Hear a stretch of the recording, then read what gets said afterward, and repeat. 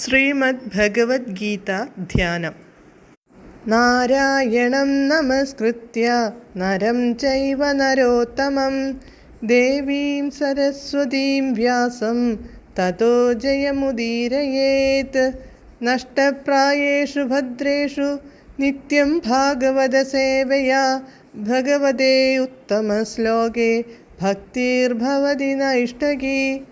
മൂകം കരോതി വാചാലം പങ്കും ലംഘയതേ ഗിരിം യത്കൃപാതമഹം വന്ദേ പരമാനന്ദമാധവം. ശ്രീഗുരും ദീനതാരിണം ശ്രീചൈതന്യമീശ്വരം. ഓം അജ്ഞാനതിമിരാന്ധസ്യ ജ്ഞാനാഞ്ജനശലാകയാ ചക്ഷുരുന്മീലിതം യേന തസ്മൈ ശ്രീഗുരവേ നമഃ. നമഃ ഓം വിഷ്ണുപാദായ കൃഷ്ണപ്രേഷ്ഠായ ഭൂതലേ ശ്രീമതേ ഭക്തിവേദാന്ത സ്വാമിന്നിധി നാമിനേ. നമസ്തേ സാരസ്വതേ ദേവേ ഗൗരവാണി പ്രചാരിണേ നിർവിശേഷ ശൂന്യവാദി പാശ്ചാത്യദേശതാരിണേ.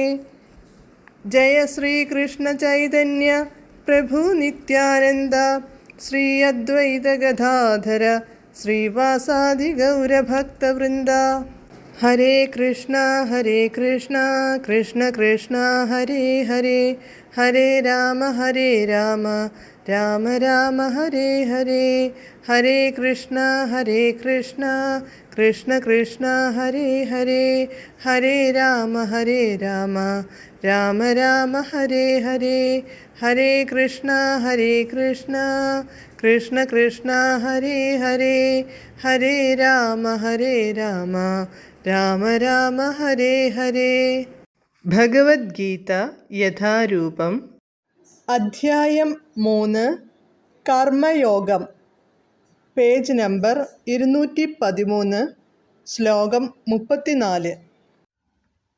അധ്യായം 3, പേജ് നമ്പർ 213. ഇന്ദ്രിയസ്യേന്ദ്രിയസ്യാർത്ഥേ രാഗദ്വേഷൗ വ്യവസ്ഥിതൗ തയോർന വശമാഗച്ഛേത് തൗ ഹ്യസ്യ പരിപന്ഥിനൗ. പദാനുപദം. ഇന്ദ്രിയസ്യ ഇന്ദ്രിയത്തിന്, ഇന്ദ്രിയസ്യ അർത്ഥേ ഇന്ദ്രിയത്തിൻ്റെ അർത്ഥത്തിൽ വിഷയത്തിൽ, രാഗദ്വേഷൗ രാഗദ്വേഷങ്ങൾ, വ്യവസ്ഥിതൗ സ്ഥിതി ചെയ്യുന്നു, നിയന്ത്രണങ്ങൾക്ക് വിധേയമായി, തയോഹോ അവയുടെ, രാഗദ്വേഷങ്ങളുടെ, വശം വശത്തെ, അധീനതയെ, ന ആഗച്ഛേത് പ്രാപിക്കരുത്, ഹി എന്തുകൊണ്ടെന്നാൽ, തൗ അവ രണ്ടും, അസ്യ ഇവൻ്റെ, പരിപന്ഥിനൗ മാർഗതടസ്സങ്ങളാണ്. വിവർത്തനം.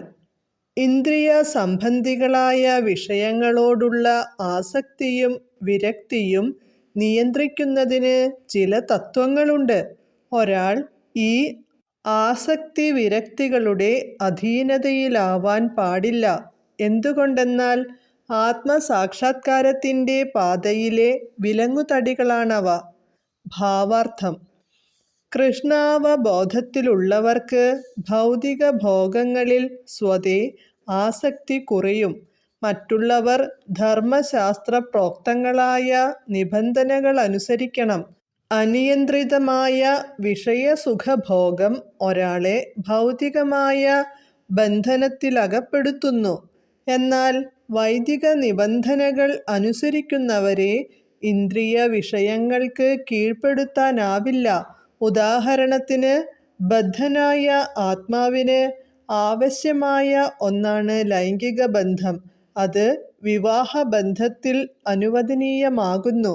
ധർമ്മശാസ്ത്ര നിയമപ്രകാരം ഒരാൾ സ്വഭാര്യയൊഴികെ മറ്റൊരു സ്ത്രീയുമായും ലൈംഗിക ബന്ധത്തിലേർപ്പെടാൻ പാടില്ല. മറ്റു സ്ത്രീകളെ സ്വന്തം അമ്മയെപ്പോലെ കരുതണം. ഈ നിബന്ധനകളെല്ലാം ഉണ്ടായിട്ടും ഒരാൾക്ക് പരസ്ത്രീ സംസർഗത്തിൽ ആഗ്രഹം തോന്നാം. ഈ പ്രവണതകൾ ഇല്ലാതാക്കിയേ തീരൂ. അല്ലെങ്കിൽ അത്തരം പ്രവണതകൾ ആത്മസാക്ഷാത്കാരത്തിന് പ്രതിബന്ധമായി തീരും.